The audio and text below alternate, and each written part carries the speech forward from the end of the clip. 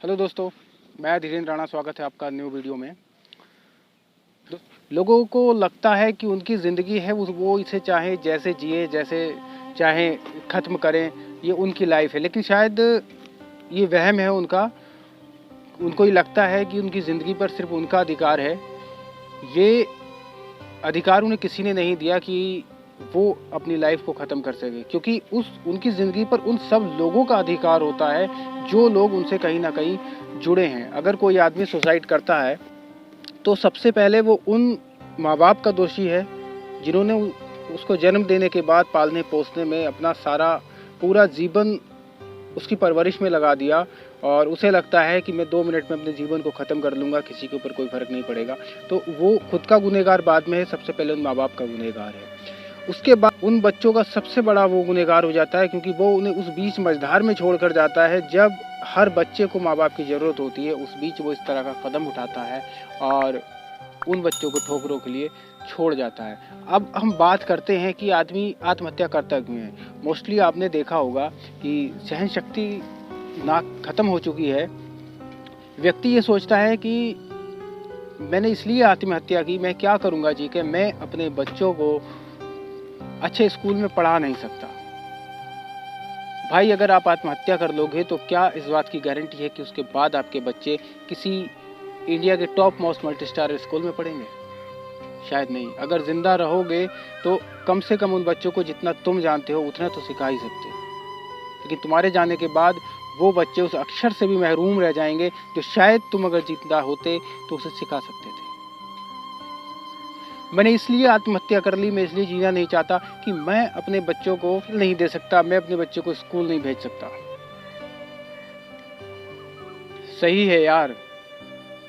यदि तुम्हें लगता है कि आत्महत्या कर लेने के बाद कोई तुम्हारे बच्चों को कार से स्कूल भेज देगा तो बिल्कुल कर लो, लेकिन इस बात की क्या गारंटी कि तुम्हारे बच्चे बाद में कार से या बाइक से स्कूल जाएंगे? शायद वो बच्चे पैदल भी ना चल पाएं। अगर जिंदा होते तो कम से कम बच्चे थक जाते तो उसे अपने कंधे पे तो बैठा सकते थे, गोद में बैठाकर तो ले जा सकते थे, लेकिन ये तब करते ना जब जिंदा होते। मैं आत्महत्या इसलिए कर रहा हूँ कि मैं अपने बच्चे की स्कूल फीस नहीं दे सकता।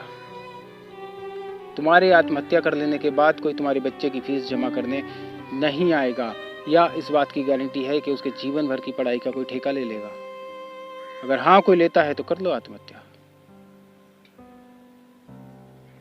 लोग कहते हैं आत्महत्या इसलिए मैं आत्महत्या कर रहा हूँ कि मैं क्या करूँगा जी के, मैं अपने बच्चे का इलाज नहीं करा सकता, उसे दवाई नहीं दिला सकता। सच है, दिक्कत है कि आप इलाज नहीं करा सकते, लेकिन मरने के बाद क्या आपके बच्चे का इलाज हो जाएगा? क्या गारंटी आपके पास है कि आपके जाने के बाद आपके बच्चे को पूरा इलाज मिलेगा? भाई, अगर जिंदा रहोगे तो बुखार से वो तपेगा तो उसे दवाई भले ही ना दिला सको, लेकिन अगर जिंदा रहोगे तो ठंडे पानी की एक पट्टी तो उसके माथे पे रख ही सकते हो।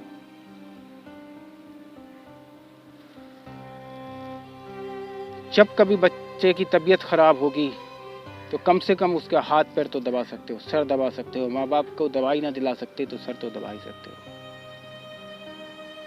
तो मुझे नहीं लगता कि मरना किसी समस्या का सॉल्यूशन है। और 80% लोग सिर्फ इसलिए मर जाते हैं कि वो सुविधाएं नहीं दे पाते अपने परिवार को, या वो सुविधाओं से मरहूम रहते हैं। लेकिन सुख और सुविधाएं अलग अलग चीज़ हैं यार। सुख कभी पैसे से नहीं आता। आपने अपने बच्चे के सर पर ठंडे पानी की पट्टी रखी, बुखार उससे भी उतरेगा, वो एक सुख है। अच्छे अस्पताल में भर्ती नहीं करा पाए, वो सुविधा है। अच्छे स्कूल में नहीं पढ़ा पाए, वो एक सुविधा है, लेकिन तुम खुद उसे जितना जानते हो उतना ज्ञान दे रहे हो, वो सुख है। हम सुख सुविधाएं नहीं दे सकते, इसलिए आदमी थक हार कर सुसाइड कर लेता है। लेकिन आप सुख दे सकते हो तो सुख देने के लिए जिंदा रहो।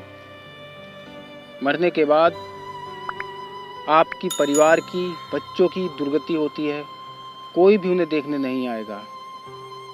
चाहे कितना भी कोई सगा हो, वो उसका सहारा बनने नहीं आते। इसलिए बस यही कहूँगा कि आत्महत्या किसी भी समस्या का समाधान हो ही नहीं सकती। मरने के बाद अगर कहीं से देखते होगे तुम्हारा बच्चा दर्द से तड़पेगा लेकिन तुम उसकी कोई मदद नहीं कर सकते। फिर तुम्हें लगेगा कि काश अगर मैं जिंदा होता तो मैं इसे गोदी उठा लेता, इसका सर दबा देता, लेकिन तुम कुछ नहीं कर पाते। इसलिए भाई, इस दुनिया की यूथ से यही कहूंगा, सहन शक्तियां बढ़ाओ। अरे भगवान ने जितना तुम्हें दिया है, नजर उठा के देखो कि कुछ को वो नसीब भी नहीं होता। ये जिंदगी बड़ी कीमती, बड़ी अनमोल है। लोग सुसाइड कर लेते हैं कि मेरे घर में खाने नहीं, मैं अपने बच्चों को खिला नहीं सकता, तो मैं जी कर क्या करूं। भाई अगर जिंदा रहोगे तो भीख मांग कर भी खिला दोगे, वो तुम्हारा भाग्य है। लेकिन मरने के बाद में कोई तुम्हारे बच्चों को देने नहीं आएगा। बहुत से ऑप्शन है आदमी के समस्याओं से निपटने का। कुछ नहीं कर सकते, लेकिन फिर भी तुम बहुत कुछ कर सकते हो। एक बच्चों के लिए माँ बाप आसमान की तरह होते हैं। उनसे कभी उनका ये अधिकार मत छीनो, सबसे बड़े गुनहगार होंगे। एक माँ बाप के लिए एक बेटा उसकी लाठी होता है, उसे मत छीनो, सबसे बड़े गुनहगार होंगे। इस टॉपिक पर मैं बहुत कुछ बोलना चाहता हूँ, लेकिन शायद भावनाओं में आकर मैं बोल नहीं पाऊंगा। इस वीडियो में इतना ही। मिलते हैं फिर किसी वीडियो में। धीरे धीरे।